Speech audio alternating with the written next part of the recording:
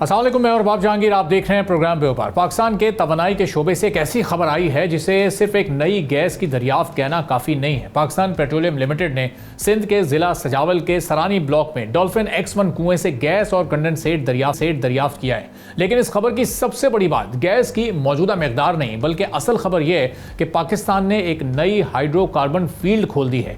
Dolphin X1 को 17 अप्रैल 2026 को drilling शुरू की गई यहाँ पर, और ये कुआं 3850 मीटर गहराई तक पहुंचा है। टेस्टिंग के दौरान तकरीबन 942 मिलियन मकब फिट रोजाना गैस हासिल हुई और गैस का मेयार भी तकरीबन 1000 BTU फी मकब फिट बताया गया है। लेकिन यहाँ एक हकीकत को भी समझना ज़रूरी है, ये मकदार पाकिस्तान की कौमी गैस की ज़रूरत के मुकाबले में बहुत ही कम है। यानी ये दरियाफ्त फौरी तौर पर पाकिस्तान की गैस की कमी ख़त्म नहीं करेगी। तो फिर सवाल यहाँ पर यह है कि इस प्रोजेक्ट को इतना अहम क्यों बताया जा रहा है? क्योंकि पाकिस्तान के लोअर इंडस बेसन में जुरासिक दौर की चल्तान फॉर्मेशन से पहली हाइड्रोकार्बन दरियाफ्त है।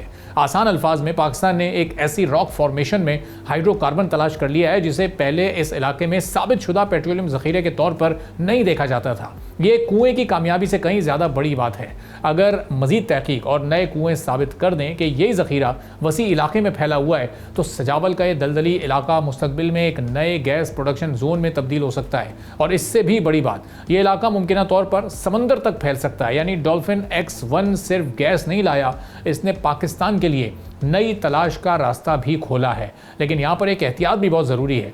PPL के इब्तदाई नताइज के मुताबिक ज़ख़ीरा टाइट नौइयत का है। इसका मतलब यह है कि चट्टान में कुदरती तौर पर फ्लूइड्स के बहाव का पोटेंशियल महदूद हो सकता है। इसलिए आज की गैस फ्लो रेट को मुस्तकबिल की मुस्तकिल पैदावार समझना कबल अज़ वक्त होगा। कंडेंसेट की सूरत हाल भी अभी मुकम्मल तौर पर वाज़ेह नहीं है। इब्तदाई टेस्ट कंडेंसेट 94 बैरल रोज़ाना तक आया है, फिर 24 घंटों में 46 बैरल रोज़ाना रह गया है, और तेज़ाबी अमल के बाद अब दोबारा कंडेंसेट नहीं मिला। यानी कंडेंसेट मौजूदगी का इशारा ज़रूर है, लेकिन मुस्तकिल पैदावार अभी साबित नहीं हुई है। अब यहाँ पर असल इम्तिहान शुरू होता है। PPL को यह देखना होगा कि ज़ख़ीरा कितने बड़े रकबे पर फैला हुआ है, गैस कितनी देर तक मुस्तकिल रफ्तार से निकल सकती है, टाइट ज़ख़ीरे को पैदावार के काबिल बनाने के लिए किस किस्म की टेक्नोलॉजी दरकार होगी, और सबसे अहम सवाल, क्या इस दरियाफ्त को कमर्शियल वेंचर में तब्दील करना इकनॉमिकल तौर पर फ़ायदेमंद होगा या नहीं। इसके लिए मज़ीद तकनीकी जायज़े और मुमकिन तौर पर अप्रेजल कुएँ दरकार होंगे।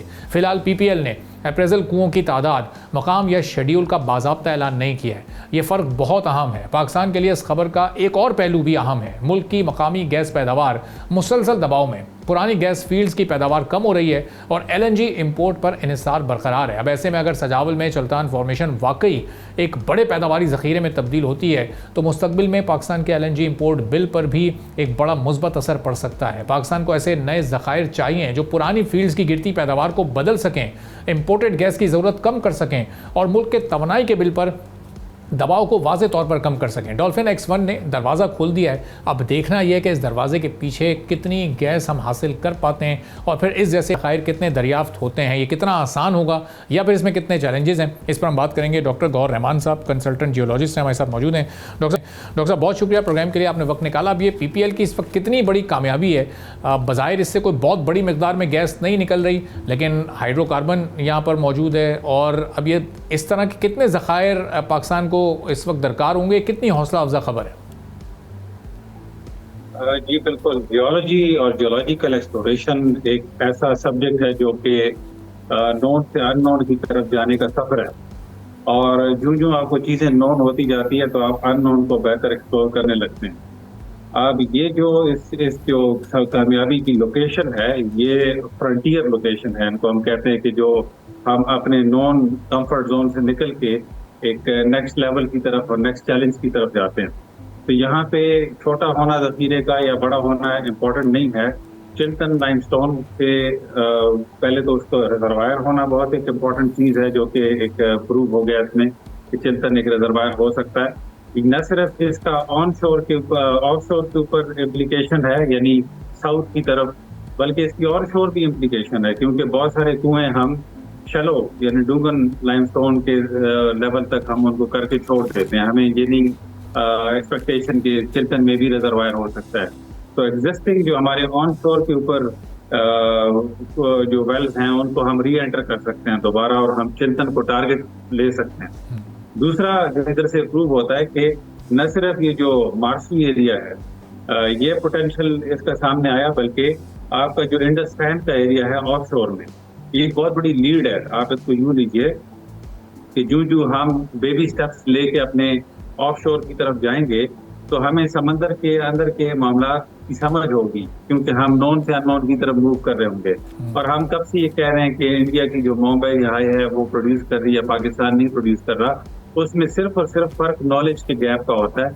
जब आपको नॉलेज और इंफॉर्मेशन और जमीन के नीचे का मॉडल समझ आ जाता है, तो आप उसी को अप्लाई करते हुए आगे बढ़ते हैं और मजीद कामयाबियां मिलती हैं। तो ये एक, जिसको आप कह सकते हैं कि ये टिप ऑफ एन आइसबर्ग हो सकता है, ये एक नए चैप्टर की शुरुआत हो सकती है और पीपीएल की बड़ी कामयाबी है और हमें उसको सराहना चाहिए। तो डॉक्टर साहब, ज़ाहिर है पाकिस्तान को इस वक्त गैस के ज़खायर की भी ज़रूरत है, ऑयल के ज़खायर की भी ज़रूरत है। नई डिस्कवरीज़ करना ज़्यादा मुश्किल और चैलेंजिंग होता है, या फिर जो एग्जिस्टिंग हमारी डिस्कवरीज़ हैं, जो वेल्स हैं, जो ज़खायर हैं, उनकी पैदावार को बढ़ाना इस वक्त ज़्यादा मुश्किल होता है? ज़रूरत तो दोनों ही चीज़ों की है, लेकिन इसमें से आसान काम कौन सा है कि जो हमारे इम्पोर्ट्स बिल को कम कर सके?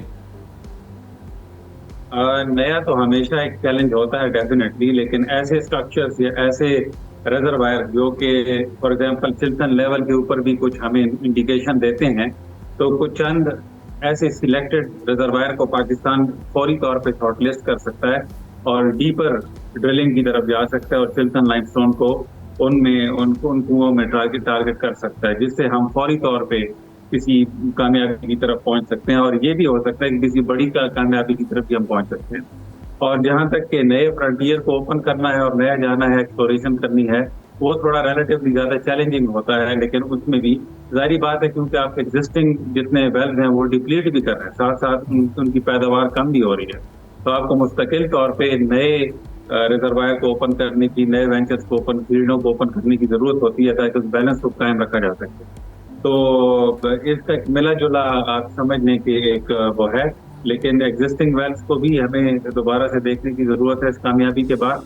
और ऑफशोर पे तो ऑलरेडी पाकिस्तान कोशिश कर ही रहा है। और डॉक्टर साहब, इसका पोटेंशियल इस वक्त पाकिस्तान में मौजूद कितना है? यानी जो हमारी खपत है उसका तो हम 10, 15 या 18% ही इस वक्त अपने पास से हासिल कर पा रहे हैं, बाकी पूरा इंपोर्टेड ऑयल पर या गैस पर हमें रिलाई करना पड़ता है। तो ये पोटेंशियल पाकिस्तान में मौजूद है कि ये 30-40% तक हम अपना प्रोड्यूस कर सकें, अपने ज़खायर से फ़ायदा उठा सकें? देखिए, इंडिया कितना बड़ा मुल्क है और उसकी जो इंडिजिनस प्रोडक्शन है ऑयल एंड गैस की, उसका 70% उसके ऑफशोर से है, यानी समुद्री इलाके से है, जो कि करीब करीब है। तो उसके इंडिजिनस प्रोडक्शन का 70%, तो पाकिस्तान का भी जो है तो इस वक्त इंडिजिनस प्रोडक्शन का 0% ऑफशोर या इन एरिया से है। तो जिसकी वजह से मतलब है कि पाकिस्तान की भी के अंदर पोटेंशियल मौजूद है कि वो सिग्निफिकेंटली कंट्रीब्यूट करे। लेकिन इस स्टेज पे किसी किस्म का फिगर देना या कोई परसेंटेज में बताना कितना हो सकता है, ये मेरे ख्याल से मैं थोड़ा ज्यादा स्पेकुलेटिव हो जाऊंगा इस पे। लेकिन होपफुल हैं कि इससे काफी सिग्निफिकेंट पैदा होगा। सही। तो अब गौर साहब, ये ऑफशोर एक्सप्लोरेशन में हम क्यों इतना पीछे हैं? तो ये इसके लिए हमारे पास रिसोर्सेज नहीं है, इन्वेस्टमेंट हमें चाहिए, या टेक्नोलॉजी हमारे पास मौजूद नहीं है, या हमारे यहाँ इस वक्त वो टैलेंट मौजूद नहीं है जो इसको एक्सप्लोर कर सके, डिस्कवर कर सके? सबसे बड़ा ये होता है कि आप पहले लो हैंगिंग फ्रूट्स को एक्सप्लॉइट करते हैं। तो हमारी कंपनीज भी सेफर ऑप्शंस पे पहले जाएंगी और उसके बाद वो ज्यादा रिस्की और ऑप्शंस पे जाएंगी, क्योंकि ऑफशोर एक्सप्लोरेशन और ऑफशोर प्रोडक्शन ये सारी चीजें बहुत एक्सपेंसिव है।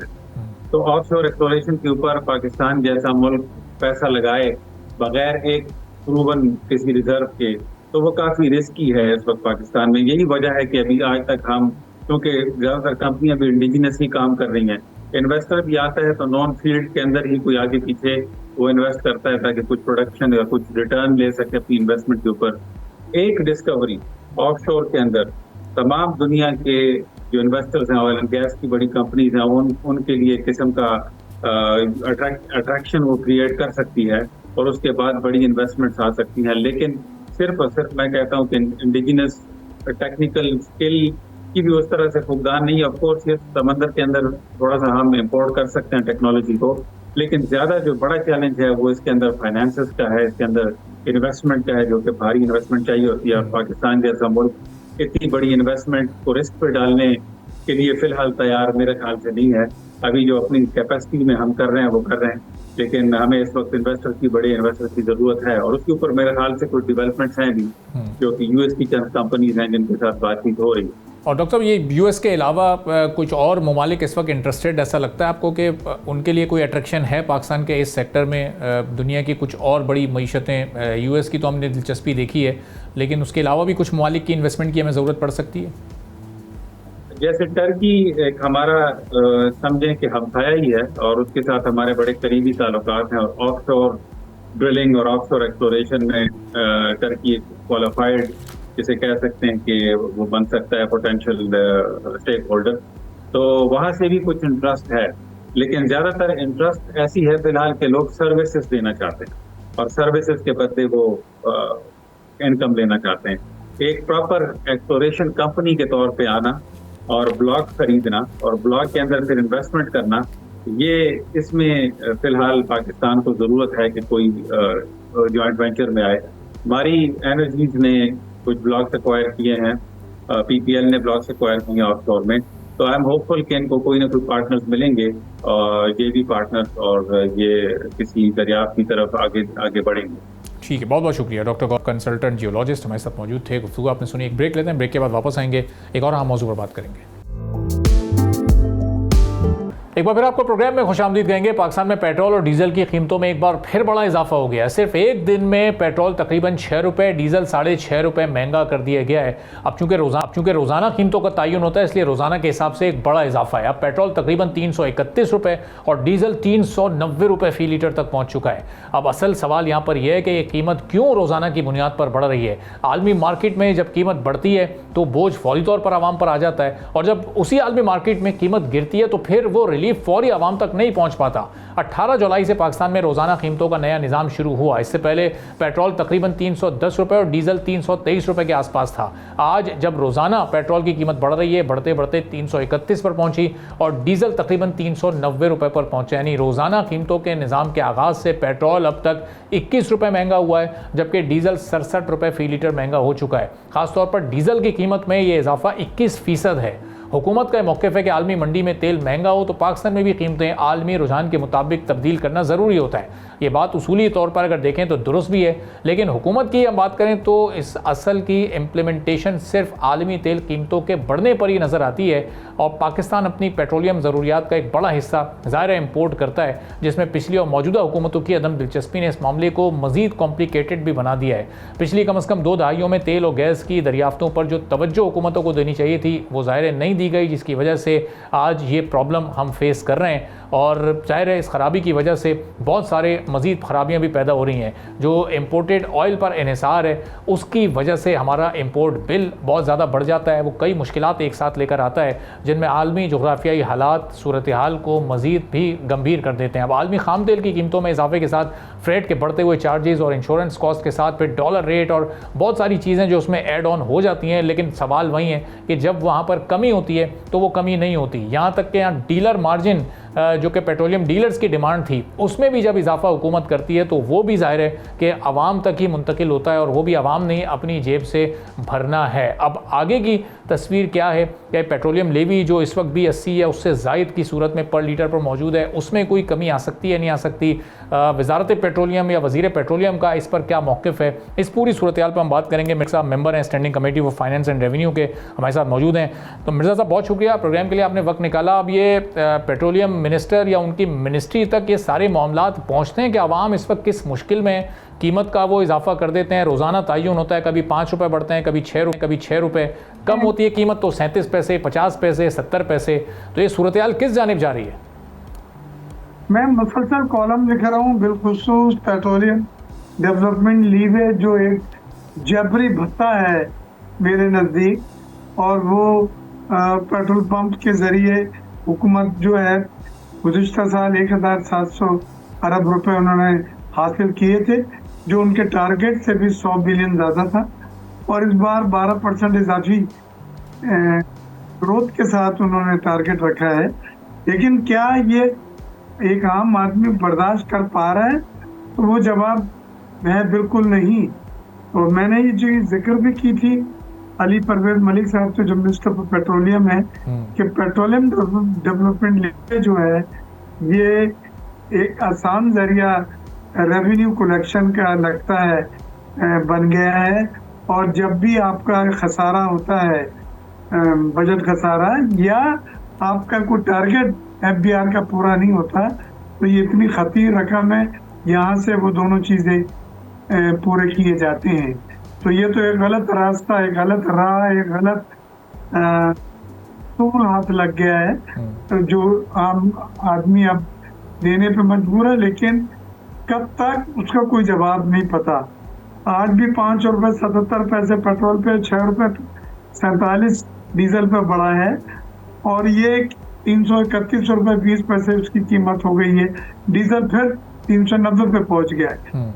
ये अभी $91 जो है क्रूड ऑयल की कीमत के ऊपर है, और ये मुसलसल क्रूड ऑयल ऊपर जा रहा है, क्योंकि ईरान के जो बयानात हैं और जो अमेरिका के बयानात हैं वो बड़े हॉस्टाइल हैं, और आने वाले वक्त में वो जो अब्रोज जो है आपकी वो खुलने के भी चांसेस नहीं नजर आ रहे हैं। दोनों अपनी पोजीशनों पे हैं, एक के ब्लॉकेड है, वो उस पर बड़ा मान कर रहा है, और एक ने जो क्लोज रखा हुआ है मूवमेंट को, तो वो जो है उस पर वो बड़ा खुश है और एक स्ट्रेंथ बतला रहा है। तो इन दोनों सूरत हाल में मैं नहीं देख रहा कि तरसील जो है पेट्रोल की, क्रूड ऑयल की, LNG की, ये नॉर्मल हो सकेगी। उसकी शॉर्टेज भी होगी, उसके लंबा रास्ता भी इख्तियार करना पड़ेगा, उसे इंश्योरेंस प्रीमियम भी देना पड़ेगा, और फ्रेट कॉस्ट भी बढ़ती जा रही है।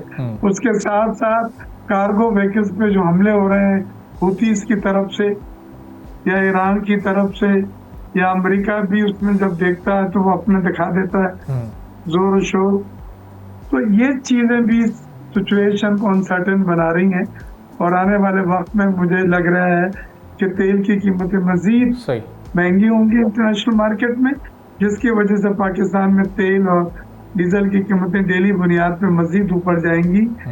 अब इसमें PDL जो है हमारा, आज की कीमत 331 रुपए 20 पैसे में, जो 18 तारीख है, तकरीबन 114 रुपए गवर्नमेंट की इसमें प्राइसेस हैं, जिसमें PDL के 80 रुपए हैं, 5 रुपए कार्बन लीवे हैं, फिर सेल टैक्स है, फिर डीलर्स मार्जिन है, और तमाम हुकूमती अखराजात हैं जी। तो इसमें सब मिला के देखा जाए तो पेट्रोल की कीमत 217 रुपए बनती है, और 114 रुपए हुकूमती लीवेज बनते हैं। इस लिहाज से 331 रुपए हैं। सही। तो ये वाकई में एक बहुत बड़ी ज्यादती है कि आप 217 रुपए पेट्रोल की कीमत है, लेकिन आप वसूल कर रहे हैं 331, क्योंकि उसमें 114 रुपए जो है आपका पेट्रोलियम। अच्छा अमिर साहब, ये अगर इस 80 रुपए में अगर ये 40 रुपए को भी कम कर दें, हालात को देखते हुए IMF के सामने रिक्वेस्ट रखें कि दुनिया के हालात सबके सामने, तो ये 290 रुपए में पेट्रोल की कीमत आ जाएगी 331 वाली। मैंने तजवीज किया था कि 50 रुपए पे ले आए, जो पहले ओरिजिनल IMF ने एडवाइस किया था टारगेट के तौर पे, और 50 रुपए से इन्होंने शुरू किया था, फिर वो 80 रुपए हुआ, फिर 100 रुपए हुआ, बढ़ता गया। तो उसमें अगर आप करते हैं तो एक बड़ा रिलीफ हो जाएगा, और पेट्रोल की कीमतें मोरलेस उसके करीब आ रही हैं जो पहले जहां से बढ़नी शुरू हुई थी। लेकिन मैं नहीं समझता हुकूमत ये एक एक्सीलेंट रेवेन्यू हासिल करने का उन्हें जरिया मिल गया है, लिहाजा वो इसको खोना नहीं चाहते, ये इसको कम नहीं करना चाहते, या इसको खत्म नहीं करना चाहते।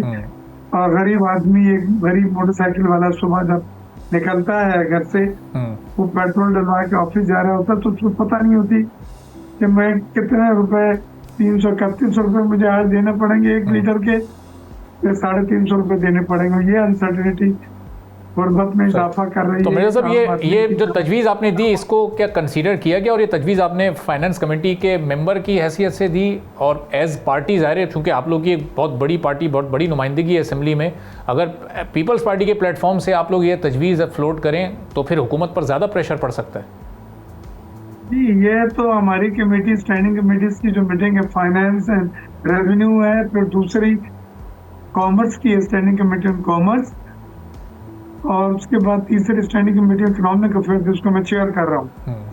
तो हमने हर तरफ से इसको प्रेशर डाला है, लेकिन इस सिलसिले में जो हुकूमत जो है, फिर मैं आपको कहूँगा ये एक लिक्विडेटिव रेवेन्यू कलेक्शन उनके हाथ लग गया है, जो पेट्रोल पंप उसको कलेक्ट करके आसानी से हर साल दे देते हैं और उसमें बड़ी ग्रोथ और बड़ी तेजी से इजाफा हो रहा है और हुकूमत को ये सूट करता है।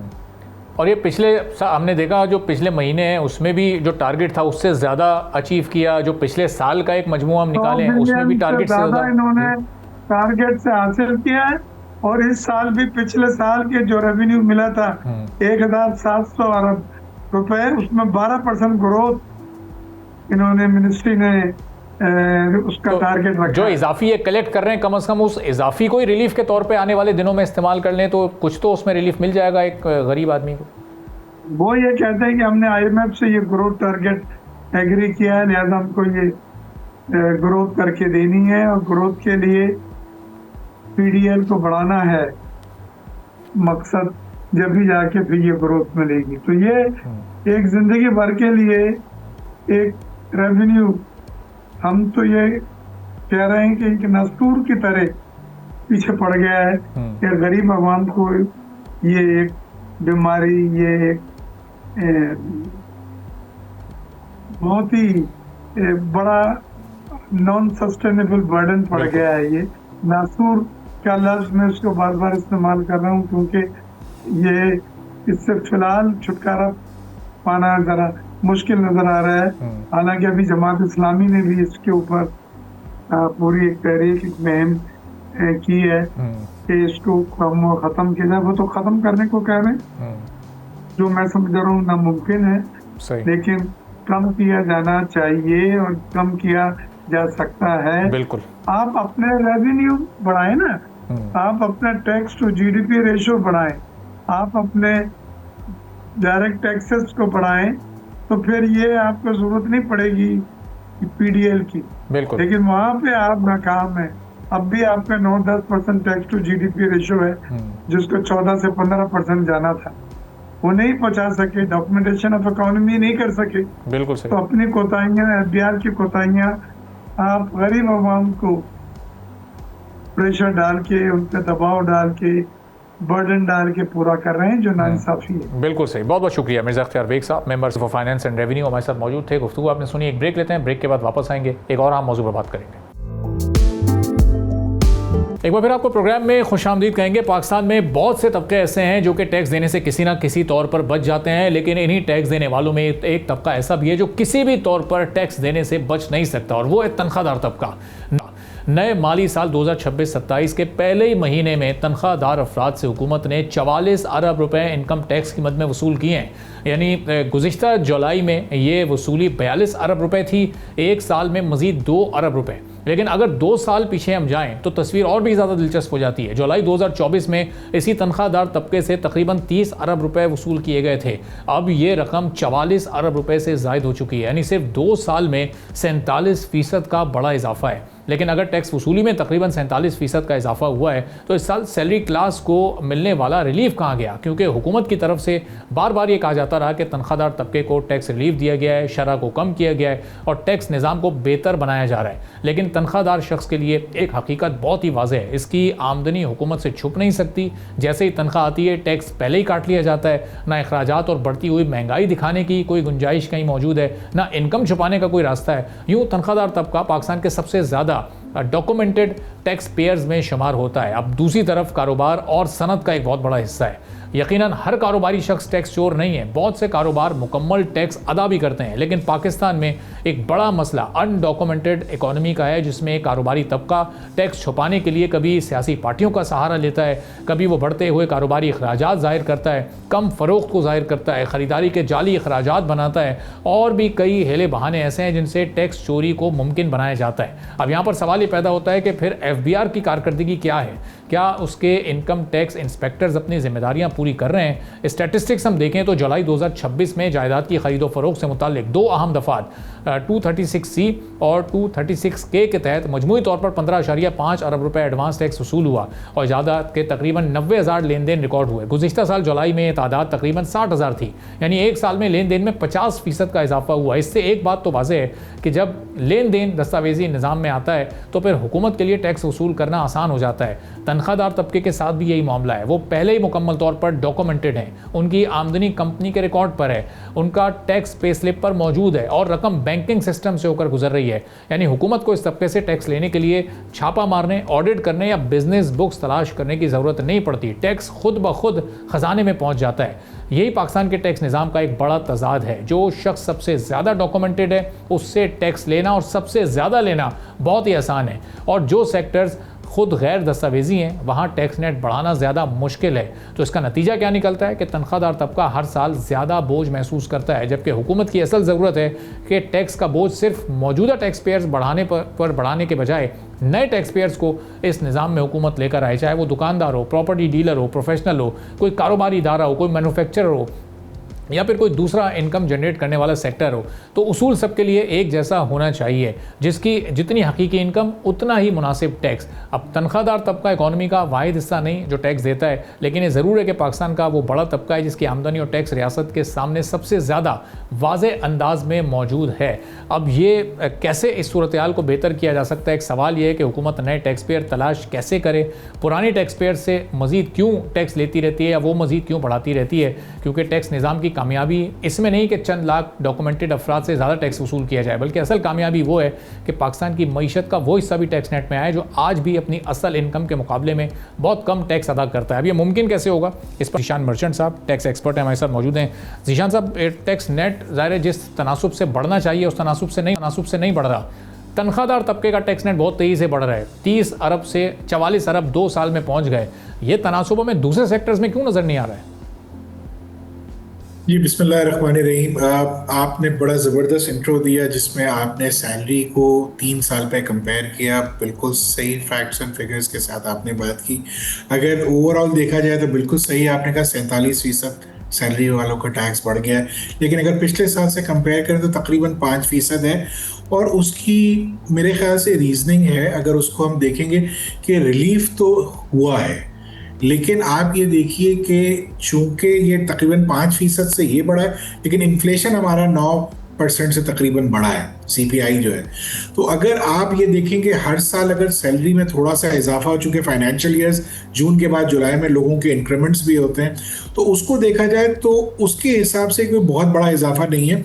चूँकि आपका सबसे बड़ा प्रॉब्लम ये है कि आपने जो थ्रेशोल्ड रखा हुआ है सालाना, यानी कि वो 6 लाख रुपए अगर किसी की तनख्वाह है तो उसको टैक्स नहीं देना, और 6 लाख रुपए से अगर 1 रुपया भी ज़्यादा है तो उसे टैक्स देना है। तो इस वक्त 50,000 रुपये महीने वाले तो एवरेज बहुत ही, गवर्नमेंट का जो अपना एवरेज है वो 42-43 हज़ार रुपये जो लेबर लॉ है वो ये कहता है, तो इससे तो ऊपर ही होंगे। तो अगर उस चीज़ को फैक्टर इन किया जाए तो मैं समझता हूँ कि ये इजाफा कोई बहुत ज़्यादा नहीं है। अगर आप स्पेसिफिकली मैं आपसे बात करूँ तो अगर जो पहले 1 लाख रुपए कमा रहा था पिछले साल तक, वो 30,000 रुपए टैक्स दे रहा था, लेकिन अब जो है वो 6,000 रुपए टैक्स देगा, तो यकीनन रिलीफ तो है अगर उस सिनेरियो में देखा जाए। इसी तरीके से अगर आप जो 2 लाख रुपए महीना कमा रहा था तो वो पहले 1,38,000 रुपए दे रहा था, उसका टैक्स थोड़ा सा बढ़ गया, 1,56,000 रुपए हो गया।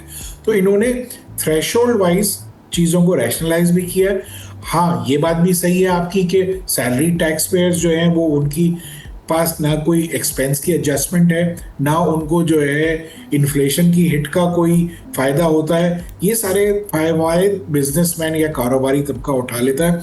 और अगर आप देखें तो ओवरऑल पाकिस्तान में जो भी टैक्स कलेक्शन है, FBR की अपनी रिपोर्टेड फिगर है कि तकरीबन 60% तो विद होल्डिंग टैक्स से ही कलेक्ट हो जाता है। और FBR की जो अपनी ईयर बुक है उसमें उन्होंने इस साल की ईयर बुक अगर आप देखें तो वो उन्होंने जो खुद टैक्स कलेक्ट किया हुआ है वो तकरीबन 4% है। तो सारा तो निज़ाम विद होल्डिंग और एडवांस टैक्स पे चल रहा है। तो आपने जो बात की ना कि क्यों हम नए टैक्स पेयर्स को नहीं ढूंढ पा रहे या क्यों पुराने टैक्स पेयर्स का ही पे ही टैक्स लगाए चले जा रहे हैं, उसकी बुनियादी वजह ये है कि हम मेरे ख्याल से हम चाहते ही नहीं है कि नए लोग सिस्टम में आए, चूँकि इनका काम अभी तक तो उन्हीं लोगों से चल रहा है जो पुराने टैक्स पेयर्स हैं, उन्हीं को हिट हार्ड करते हैं ये, और उन्हीं को फर्दर टैक्स लगाया जाता है। मैं समझता हूँ कि टाइम ये है कि आपको इस वक्त उन लोगों को रिलीफ देना चाहिए जो ऑलरेडी सिस्टम में हैं, और उन लोगों को सिस्टम में लेके आना चाहिए जो इस सिस्टम से बगावत करके बैठे हुए हैं या इस सिस्टम को डॉज दे रहे हैं या इस सिस्टम को में आना नहीं चाहते। आप और हम दोनों जानते हैं, हम कई दफ़ा प्रोग्राम्स पे, आप ही के प्रोग्राम पर डिस्कस भी कर चुके हैं कि पाकिस्तान में बैंक अकाउंट होल्डर्स को देख लीजिए और टैक्स पेयर्स को देख लीजिए। बैंक अकाउंट होल्डर्स, कुछ रिपोर्ट्स कहती हैं कि 7 करोड़ बैंक अकाउंट्स हैं, कुछ रिपोर्ट्स कहती हैं 10 करोड़ बैंक अकाउंट्स हैं। कैश इन सर्कुलेशन को देखें तो बढ़ती चली जा रही है। इसका मतलब ये है कि कहीं ना कहीं हमारी इन्फोर्समेंट में जो है वो फुकदान है, हम इन्फोर्समेंट नहीं कर पा रहे, जिसकी वजह से नए टैक्स पेयर नहीं आ सकते। आ रहे हैं सिस्टम में, आपके पास टैक्स फाइलर्स हिस्टोरिकली पिछले 1-2 साल का डेटा देखें तो तकरीबन 60 लाख से 70 लाख टैक्स पेयर्स हैं। तो बैंक अकाउंट्स अगर 6 करोड़ भी, मैं मिनिमम 7 करोड़ भी समझ लेता हूँ 70 लाख टैक्स पेयर पे, तो एक आदमी के 10 बैंक अकाउंट तो नहीं हो सकते ना यार।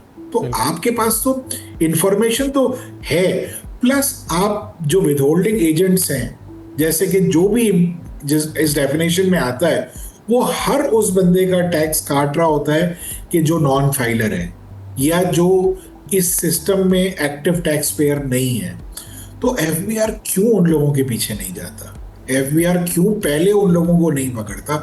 और क्यों सैलरी टैक्स पेयर्स को या बिजनेस टैक्स पेयर्स जो ऑलरेडी सिस्टम में है, जो ऑलरेडी टैक्स दे रहे हैं, उन्हीं को मजीद क्रश किया जा रहा है? मैं समझता हूँ कि इस वक्त इस चीज़ को चेंज होना जो है वो बहुत ज़रूरी है और नीड ऑफ द आवर है, क्योंकि एक तनख्वाहदार तबके के किसी भी एक सैलरी टैक्स पेयर को ये नज़र आना चाहिए कि उसको रिलीफ वाक़तन मिल रहा है, क्योंकि ना उसको इन्फ्लेशन का हम कोई इम्पैक्ट देते हैं, उसकी तनख्वाह बढ़ाते हैं बहुत थोड़ी सी, इन्फ्लेशन उससे ज़्यादा से बढ़ चुका होता है, तो उसकी तो परचेजिंग पावर ही ख़त्म हो रही है ना, उसकी कुव्वत खरीद दिन ब दिन कम होती चली जा रही है। तो उसे रिलीफ देना बहुत ज़रूरी है और नए टैक्स पेयर्स को सिस्टम में लाना इस वक्त need of the our.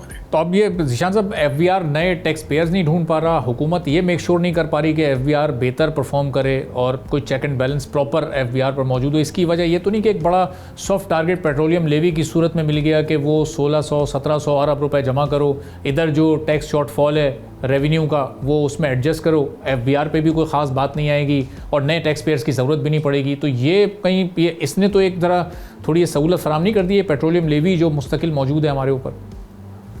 Ji, you have nipped in the bird. इस वक्त तो तकरीबन आप ये देखें ना, अगर 300-325 रुपए का पर लीटर पेट्रोल है तो 105 रुपए से ज़्यादा लेवी है उसमें। आज गरीब आदमी को तो आपने इस लेवी में ही मार दिया। आज आपने एक वो बंदा जो मोटरसाइकिल चलाता है उसको तो इस लेवी ने ही मार दिया ना। तो 100 रुपए यानी 33% पेट्रोलियम प्राइस का, तकरीबन चले 30% कर लेते हैं, 30% आप पेट्रोलियम लेवी में ले रहे हैं। ये क्या जुल्म है? आप उसको कंपेयर कर देखिए, हाई अर्निंग पर्सन या जो हमारे इंडस्ट्रियलिस्ट हैं, शायद उसको इससे फ़र्क नहीं पड़ता हो और पढ़ना भी नहीं चाहिए उनको, क्योंकि वो इतना कमा रहे होते हैं कि उन्हें फ़र्क नहीं पड़ता। लेकिन एक आम तनख्वाहदार आदमी जिसकी बमुश्किल 50-60 हज़ार रुपये माहाना तनख्वाह है, उससे भी आप ये 30% पेट्रोल में ले रहे हैं। ये कहाँ का इंसाफ है? ये चीज़ जो है मैं समझता हूँ यकीनन सॉफ्ट टारगेट है। ये चीज़ मैं समझता हूँ यकीनन जुल्म है उन लोगों के ऊपर के जो वाइट कॉलर लोग हैं, बड़ी मुश्किल से अपना माश तलाश करते हैं। और फिर पेट्रोल तो देखिए ना, हमें बग़ैर मूवमेंट, हम गाड़ी के या बस के किराए देख लें वो बढ़ गए, पेट्रोल तो बढ़ता चला जा रहा है। तो वो एक आम आदमी का क्या कसूर है इसमें? वो किस बात की सज़ा दे रहा है? क्योंकि ना उसकी कुव्वत खरीद बढ़ रही है लेकिन उसके खर्चे बढ़ते चले जा रहे हैं। तो यकीनन पेट्रोलियम लेवी को रिकंसिडर करना ज़रूरी है इस वक्त। और मैं समझता हूँ कि गवर्नमेंट को बहुत सारी वो चीज़ें जहाँ पे उन्होंने ओपन एंडेड चीज़ें रखी हुई हैं उसको अब क्लोज करना चाहिए। मैं बार बार और हर प्रोग्राम में कहता हूँ कि सैलरी टैक्स पेयर को अगर आप रिलीफ देंगे तो उससे फ़र्क पड़ेगा। इकॉनमी इसलिए चलेगी जब उसके पास खर्च करने के लिए पैसे होंगे, तो वो आपकी इकॉनमी को कंट्रीब्यूट करते हैं। तो यकीनन 30% से ज़्यादा जो पेट्रोलियम डेवलपमेंट लेवी और क्लाइमेट लेवी की मद में पेट्रोल से लिया जा रहा है, इसको रिकंसिडर करना चाहिए, क्योंकि आप ये देखिए अदरवाइज इसके बगैर गुजारा हो नहीं सकता। गवर्नमेंट अपनी जस्टिफिकेशन यही से देगी कि वो टैक्स नहीं कलेक्ट कर पा रही, तो उसके पास ये ऑल्टरनेटिव मीन्स एक यही है। मैं समझता हूँ गवर्नमेंट को अपने खर्चे कम करने ज़रूरी हैं, और जब वो खर्चे कम करेंगे तो स्पेस निकलेगा। हमारे पास n नंबर ऑफ वजारतें हैं जिस पे लोग काम कर रहे हैं, फिर ऐसे PMs भी आ जाते हैं। यानी आपको अपना साइज ऑफ द गवर्नमेंट को कट करने की ज़रूरत है, अपने एक्सपेंसेस को कम करने की ज़रूरत है। जो ज़रूरत चीज़ें हैं, जो ज़रूरी हैं, इदारे या जो ज़रूरी लोग हैं, उनको ज़रूर रखना चाहिए इस सिस्टम में, लेकिन जो अदरवाइज अवॉइडेबल एक्सपेंसेस हैं उनको कम करना चाहिए। बहुत बहुत शुक्रिया ज़ीशान मर्चेंट साहब, टैक्स एक्सपर्ट थे, गुफ्तगू आपने सुनी। इसी के साथ नाज़रीन आज के प्रोग्राम से इजाज़त दीजिए। अल्लाह। सब्सक्राइब करें और बेल दबाएं ताकि कोई खबर रह न जाए।